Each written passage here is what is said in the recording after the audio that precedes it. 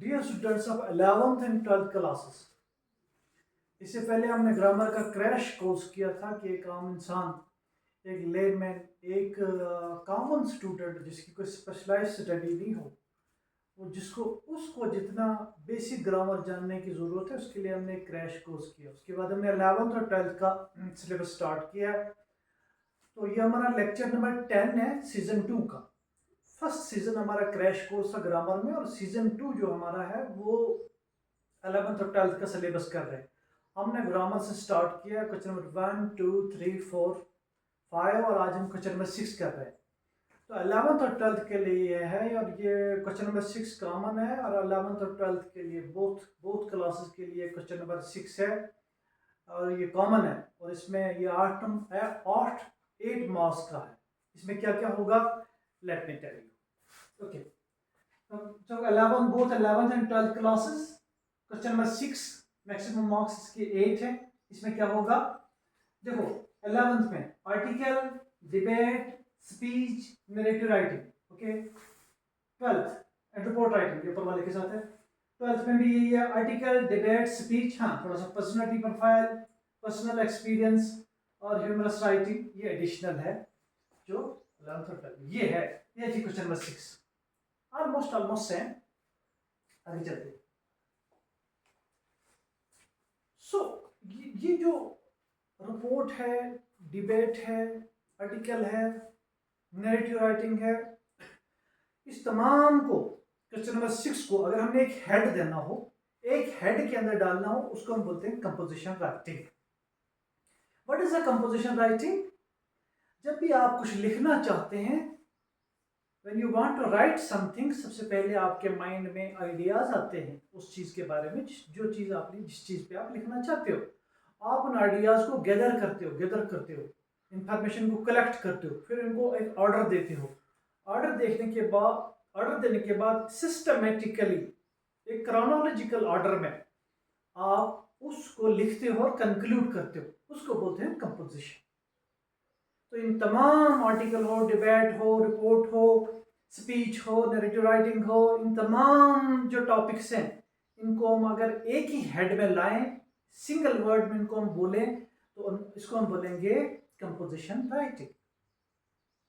तो composition writing में आपको क्या होगा कि आपको 150 to 200 वर्ड्स पे एक आर्टिकल लिखना पड़े, डिबेट लिखनी पड़े, स्पीच लिखनी पड़े, नैरेटिव राइटिंग लिखना पड़े, पर्सनल प्रोफाइल लिखना पड़े, तो ह्यूमरस राइटिंग लिखनी पड़े 12th वालों को।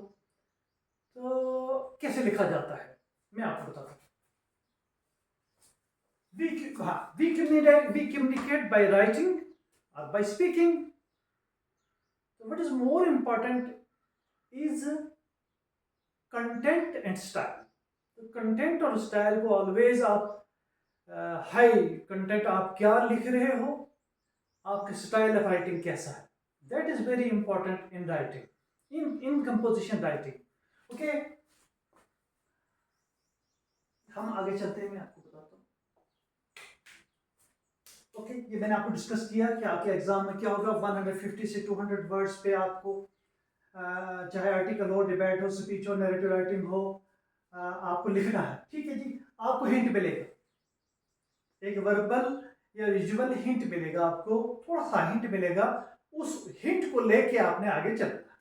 इसका पर्पस क्या होता है हिंट देने का, कि एग्जामिनर्स चाहते हैं कि बच्चे क्रैमिंग को छोड़ दें और अपने आइडियाज को डेवलप करें और उनको एक लूसिड और क्लियर वे में लिखें। तो थोड़ा सा बच्चों को इनोवेटिव बनाने की तरफ, लिखने की तरफ लाने के लिए, उसके लिए ये कंपोजिशन है। तो कंपोजिशन में जो आपको टॉपिक मिलेगा, इसमें दो तरह के टॉपिक हो सकते हैं। एक हो सकता है डिस्क्रिप्टिव। तो डिस्क्रिप्टिव वाला टॉपिक जो होता है, that describes a person, place और ऑब्जेक्ट।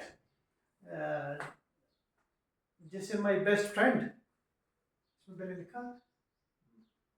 और आर्ग्यूमेंटिव टॉपिक जो होता है, argumentative topic is one where reader convinces the other, persuades the other कि मैं ठीक बोल रहा हूँ।